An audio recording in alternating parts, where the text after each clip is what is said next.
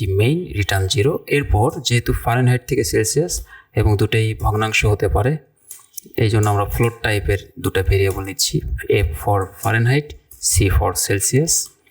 ওকে, এখন ফারেনহাইট তো ইনপুট নিতে হবে, তাহলে আমরা আগে প্রিন্ট দেই, print F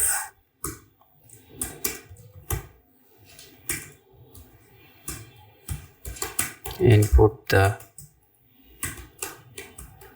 temperature in Fahrenheit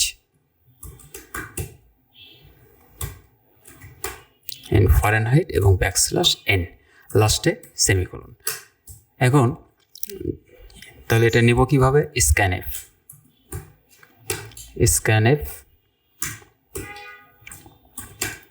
and %f কমা দিয়ে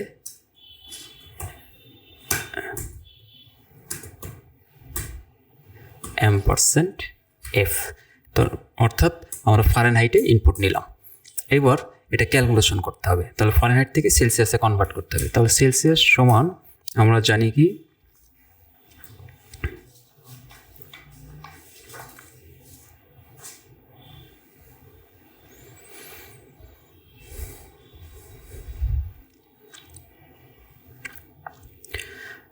তো আমরা সেলসিয়াস সমান জানি, আমাদের প্রথমে হচ্ছে ফারেনহাইট যে মানটা থাকবে সেখান থেকে আমাদের 32 মাইনাস করতে হবে এবং পার্সেন্টেজ এটাকে 5 দিয়ে গুণন এবং ভাগ করব হচ্ছে 9 দিয়ে, লাস্টে সেমিকোলন দিয়ে আমরা সেলসিয়াসটাকে প্রিন্ট করব। তাহলে প্রিন্ট এফ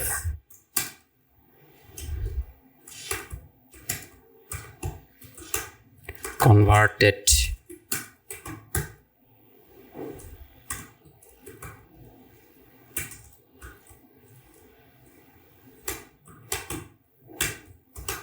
temperature is, এখানে পার্সেন্টেজ আমরা 0.2f অর্থাৎ ফ্লোট লিখে আমরা যদি এটাকে লাস্টে কমা দিয়ে এটাকে কিসের মান দেখাবো? সেলসিয়াসের সির মান দেই, তাহলে আমাদের প্রোগ্রাম হয়ে গেল। তবে একটা এখানে এরর আসার চান্স আছে, চলেন দেখে নেই। আমরা ফারেনহাইটে যদি আমাদের জানি 98 পয়েন্ট, আপাতত একটা 44 দিয়ে রাখলাম, দেখা যাচ্ছে 0, তার মানে কিছু একটা ভুল হলো। আচ্ছা, এখানে ফারেনহাইটের এখানে একটু ক্লোন দিয়ে দিই, আর এটা 0 হওয়ার কারণ হচ্ছে সবগুলো ফ্লোট, কিন্তু এখানে আমরা ব্যবহার করছি ইন্টিজার, যে কারণে একটাকে ফ্লোট ব্যবহার করতে হবে। 5 পয়েন্ট যদি 0 দিয়ে দিই তাহলে এটা হয়ে যাবে হচ্ছে ফ্লোট। এখন আমরা দিলে রান করলে এটা ঠিকঠাকভাবে কাজ করবে। তাহলে ফারেনহাইট এটাকে 98.55 দিচ্ছি এবং দেখা গেল 36.97। ওকে, আমরা এই প্রোগ্রামটা খুব সুন্দরভাবে কাজ করলো। একইভাবে আমরা ফারেনহাইট থেকে সেলসিয়াস থেকে ফারেনহাইট, এই ধরনের যত রকম প্রবলেম আছে আমরা এটা সলভ করতে পারবো এবং পরে সময় পেলে এগুলো এক্সট্রাভাবে এগুলো সলভ করব। এখন আমরা দেখি ইনক্রিমেন্ট এবং ডিক্রিমেন্ট অপারেটর। ইনক্রিমেন্ট এবং ডিক্রিমেন্ট অপারেটরের জন্য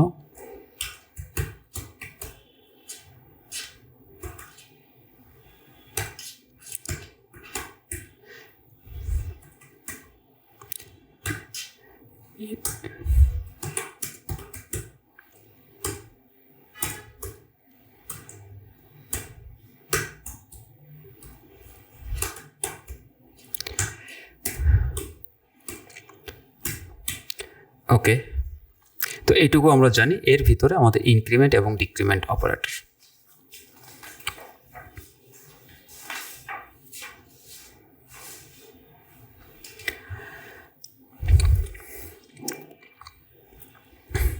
তো প্রথমে int ইন্টিজার টাইপ একটা ভেরিয়েবল নিলাম a, যার ভ্যালু হচ্ছে 10, কমা দিয়ে আমরা আরেকটা ভেরিয়েবল নিচ্ছি b, যার ভ্যালু হচ্ছে 20, এরপরে c নিলাম এবং d নিলাম, এই 4টে ভেরিয়েবল।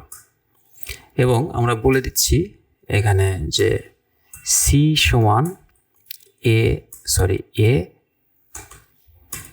a প্লাস প্লাস, এবং আমাদের যে d আছে এই d সমান হচ্ছে b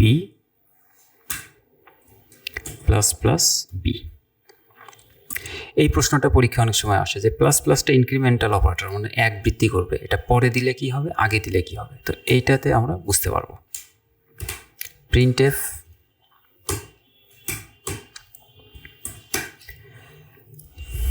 আমরা যদি দিই এ প্লাস প্লাস ইকুয়াল কত মান আসছে, এখানে পার্সেন্টেজ ডি বসাচ্ছি, এবং এ প্লাস প্লাস ইকুয়াল কোন মানটা আসার কথা, সির মান আসার কথা, তাহলে কমা দিয়ে সির মান বসাচ্ছি, এটা ওকে। আর আরেকটা প্রিন্টএফ এখানে আসা উচিত হলো প্লাস প্লাস বি, তাহলে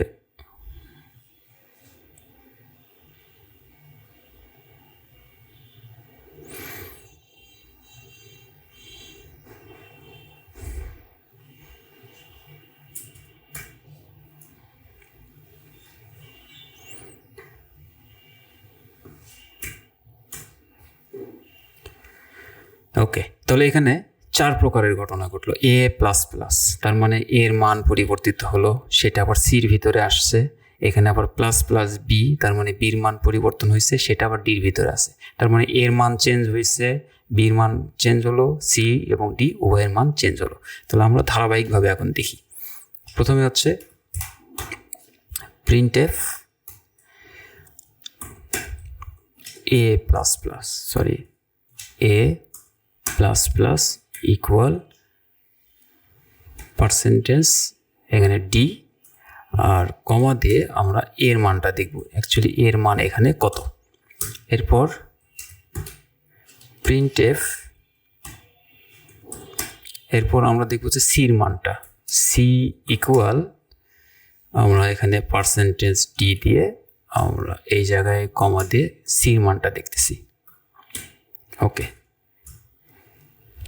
এরপর এই অংশটা আপাতত আমরা হাইড করে রাখি, ওকে। তাহলে এইটুকু যদি রান করি আমরা দেখব এ প্লাস প্লাস সমান 11, সি সমান হচ্ছে 10।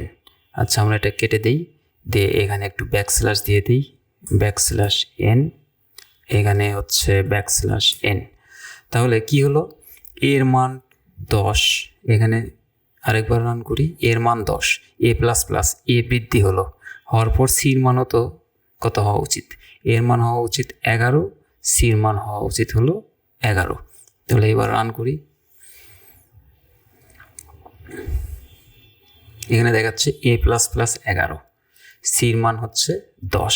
তাহলে এখান থেকে বুঝতে হবে যে এ প্লাস প্লাস দেওয়ার অর্থ হচ্ছে এর যে আগের মানটা ছিল সেটা সিকে দিয়ে দেওয়া হয়েছে, তার মানে এর মান ছিল আগে 10, সেটা হয়ে গেল সির মান, সির মান এখন 10, দেওয়ার পর এ নিজের মান 1 বৃদ্ধি করলো, তার মানে এর মান হলো 11, ওকে।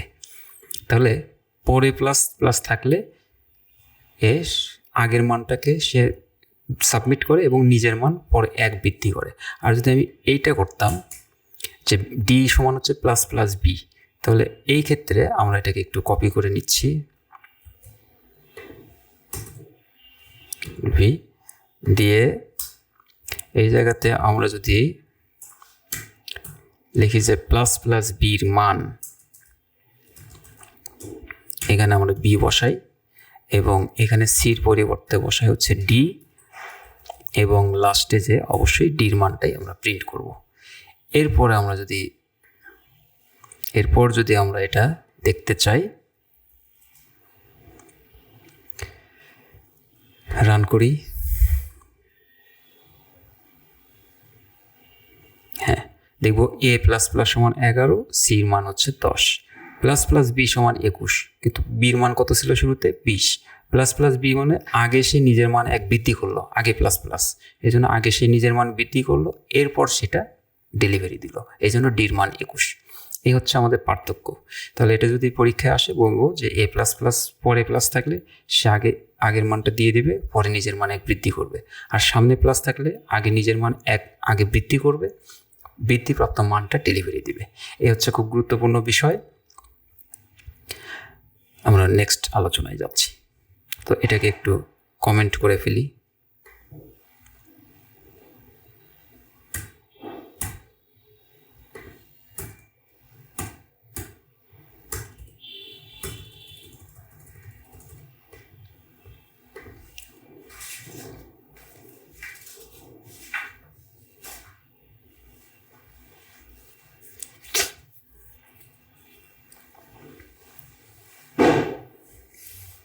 এবার আমরা দেখব হচ্ছে কন্ডিশন। তো একটু কন্ডিশন এবং কন্ডিশনাল অপারেটরগুলো আমরা দেখব। তো এই ক্ষেত্রে আমরা একটা স্টুডেন্ট পাস করলো না ফেল করলো কীভাবে বুঝবো দেখি। এটা হচ্ছে হলো ইনক্লুড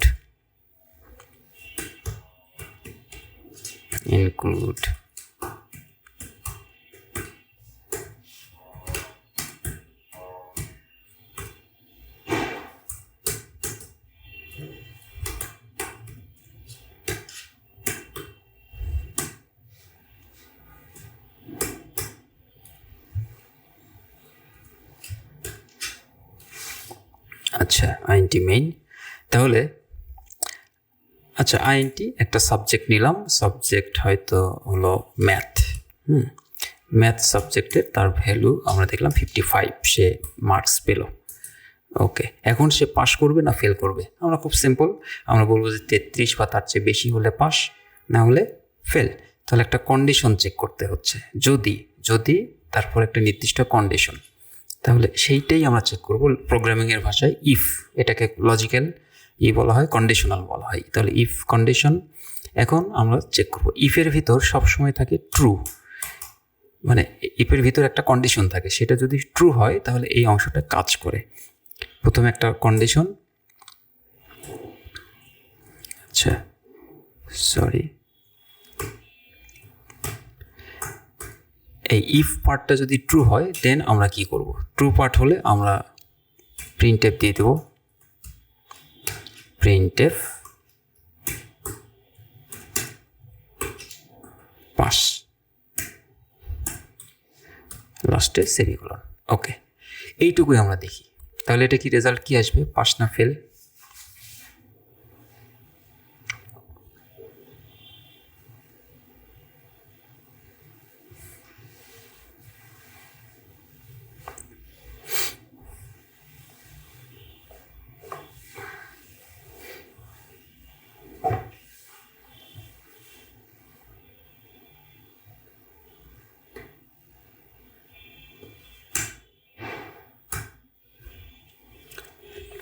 আমরা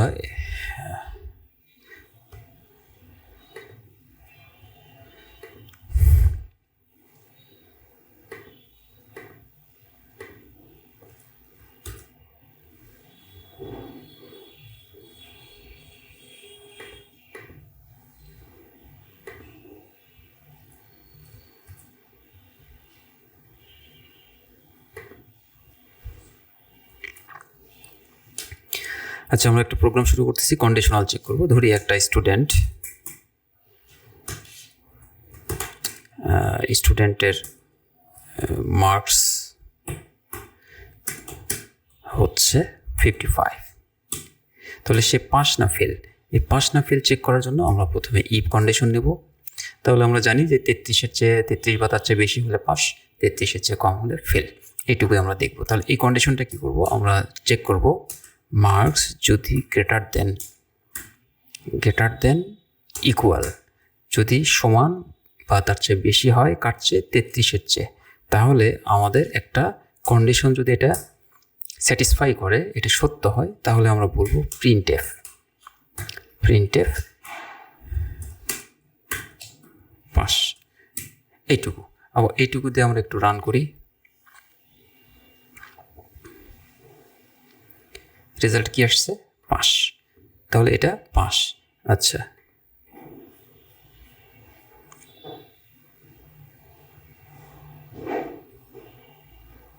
এটা পাস। এখন আমরা যদি এটাকে 55 না দিয়ে 25 দিতাম, তাহলে রেজাল্ট কি আসতো? কোনো রেজাল্টই নাই। কেন রেজাল্ট নাই? এখানে শুধু বলা হচ্ছে যদি সে পাস করে 33-এর চেয়ে বেশি হয় তাহলেই বলা হচ্ছে পাস, না করলে কি হবে? এটা এইভাবে বলা যেত, আমরা যদি এটাকে চেক করতাম যে লেস দেন 33, তাহলে আমরা এখানে বলে দিচ্ছি হলো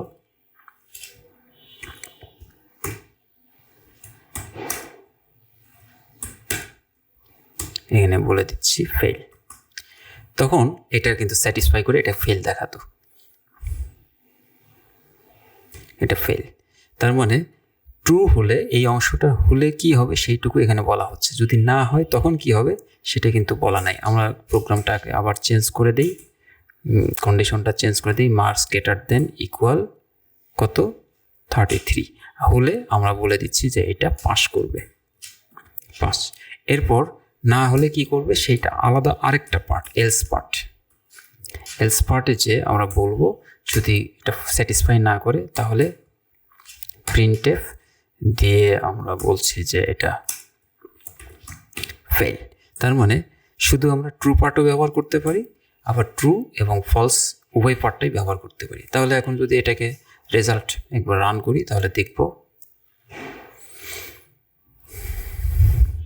যেটা ফেল হচ্ছে। এখন আমরা চাই যে না, আমরা ইনপুট দেব সেই অনুযায়ী আমাদের পাস ফেল দিবে, তাহলে মার্কস এখানে দিয়ে দেওয়ার কোনো প্রয়োজনই নেই। মার্কস থাকলো, একটা ভেরিয়েবল ডিক্লেয়ার করা হলো কিন্তু আনডিফাইন থাকলো। এরপর আমরা এটাকে প্রিন্টএফ, এবং প্রিন্টএফের ভিতরে আমরা বলি যে ইনপুট ইয়োর মার্কস দিলাম \n এবং লাস্টে সেমিকোলন দিয়ে এটা নেব কিভাবে, স্ক্যানএফ দিয়ে আমরা বলছি যে এটাকে যেহেতু ইন্টিজার %d দিয়ে কমা দিয়ে এটা রাখবো হচ্ছে হলো এই মার্কসের ভিতরে। এরপর আমরা নিয়ে ইচ্ছা মতো এটা দেখব। এবার রান করা হলো, ইনপুট ইউর মার্কস আমরা দিয়ে দিলাম 88, বলছে পাস। চমৎকার। আরেকবার রান করি, আমরা যদি এটাকে এবার 22 দিই, ফেল। তার মানে আমাদের প্রোগ্রাম কাজ করছে। কিন্তু আমরা চাই এমন একটা প্রোগ্রাম যে সে কোন গ্রেড আমরা পাচ্ছি সেটাও বলে দিবে। তার মানে তখন আমাদের একাধিকবার কন্ডিশন চেক করতে হবে। 80 চেয়ে বেশি হলে A+, তারপরে হচ্ছে 70 চেয়ে বেশি হলে A, এইভাবে। তো আমরা বেশি না, 2টা বা 3টা কন্ডিশন চেক করব। ইনপুট মার্কস, আমাদের যদি মার্কস, এখন এই ক্ষেত্রে আমাদের ইফ এলস ইফ একটা কন্ডিশন আছে, তখন আমাদের হয় অ্যাসেন্ডিং অপারেশনে যেতে হবে অথবা অ্যাসেন্ডিং অর্ডারে যেতে হবে অথবা ডিসেন্ডিং অর্ডারে যেতে হবে। তাহলে অ্যাসেন্ডিং মানে হয় ছোট থেকে বড় অথবা বড় থেকে ছোট। তো এটা প্রথমে দিয়ে দিলাম। এটা যদি 80-র চেয়ে সমান বা বড় হয় তখন আমরা এটা দিয়ে দেব হচ্ছে A+ রেজাল্ট। এবং এই সেম কন্ডিশনটাই আমরা আবার রিপিট করি একটু, বারবার লেখার চেয়ে। এই জায়গাতে ইফ না দিয়ে আমরা দেব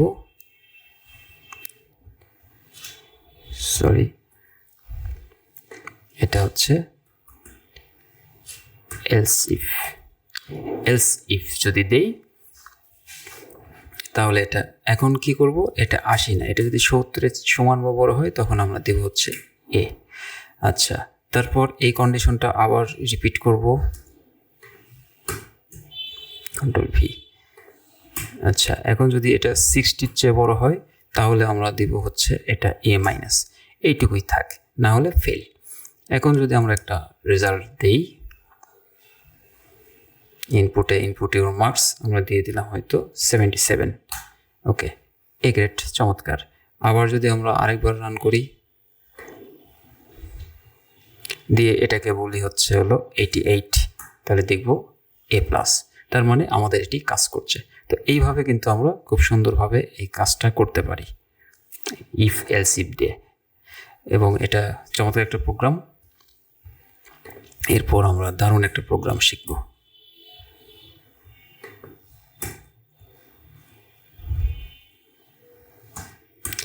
আমরা শিখলাম হচ্ছে ইফ এলস ইফ এলস। এবার আরেকটা বিষয় থাকে হচ্ছে নেস্টেড ইফ হচ্ছে দুটি সংখ্যার মধ্যে বড় ছোট বা তিনটি সংখ্যার মধ্যে বড় ছোট কিভাবে বের করব সেটা আমরা নেস্টেড ইফ দিয়ে করতে পারি। আর এখানে আমাদের অ্যান্ড এবং অর অপারেটর কাজ করে। তাহলে এটা নিয়ে আমরা একটু দেখি। দুটি সংখ্যার মধ্যে বৃহত্তমটি খুঁজে বের করা একটা প্রোগ্রাম। প্রথমে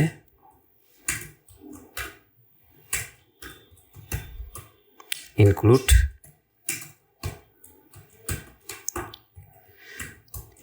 standard input output int main return 0। এরপর আমরা int নিলাম, a একটা ভেরিয়েবল, এর মান হচ্ছে 10, আর b আরেকটা ভেরিয়েবল যার মান হচ্ছে 15। এখন এই দুটোর মধ্যে কে বড় কে ছোট, তাহলে আমরা খুব সহজে বের করতে পারি। If a greater than b,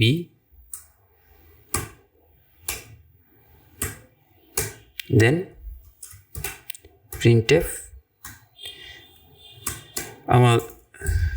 আমরা জাস্ট এটাকে প্রিন্ট করব। তাহলে এখন আর অঙ্কের জন্য অত কিছু ব্যবহার করছি না, প্রিন্ট এ, অর্থাৎ এ বড়। যদি না হয় এলস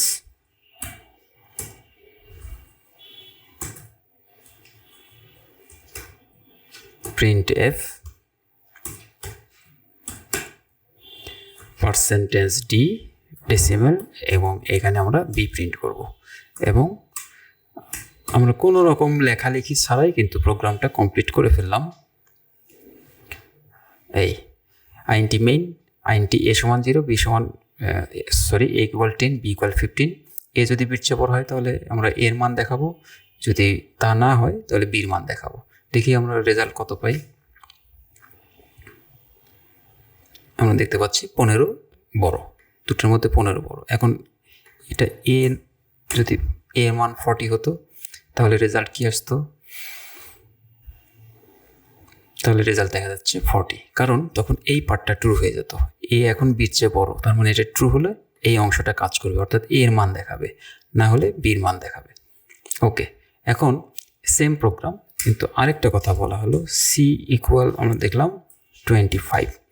তিনটি সংখ্যার মধ্যে কে বড় কে ছোট, এটা দুইভাবে করা যায়। এক হচ্ছে নেস্টেটিভ দিয়ে, আরেকটা হচ্ছে অ্যান্ড এবং অর অপারেটর। তো আমরা অ্যান্ড এবং অর অপারেটরগুলো একটু দেখে নিই। আমরা যদি এরকম হয় এ বির চেয়েও বড় এবং অ্যান্ড অপারেটর হচ্ছে এরকম, দুইটা অ্যাম্পারসেন্ট চিহ্ন অ্যান্ড, এবং এটা সির চেয়েও বড় হয়, যদি তাই হয় তাহলে কি হবে, এ বড় হবে। এই জায়গায় আর একটা কন্ডিশন আছে, যদি এ তা না হয় তাহলে এলসিফে যে আরেকটা কন্ডিশন দেব আমরা, কি যদি বি এর চেয়ে বড় হয় এবং বি সির চেয়ে বড় হয় তাহলে কে বড়, সেই ক্ষেত্রে printf %d, আমরা জানি যে সেই ক্ষেত্রে হচ্ছে বি বড়, না হলে সি বড়, এই জন্য সি বড়। ওকে, আমরা এই পুরো অংশটা একটু ট্যাপ দিয়ে ভিতরে নিয়ে আসি। প্রথম অংশে বললাম এ বির চেয়েও বড় এবং এ সির চেয়েও বড়, তার মানে এ বড়। যদি বি এর চেয়ে বড় হয় এবং বি সির চেয়েও বড় হয় তাহলে বি বড়, আর এই দুটোর কোনোটাই যদি না হয় সি বড়। এখন দেখি রেজাল্ট আমাদের কে বড় হওয়ার কথা, এ বড় 40। ওকে,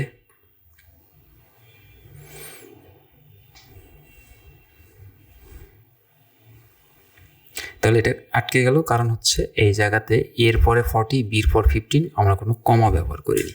এই যে একটা কমা দিয়ে দিলাম, এখন এটা কাজ করবে।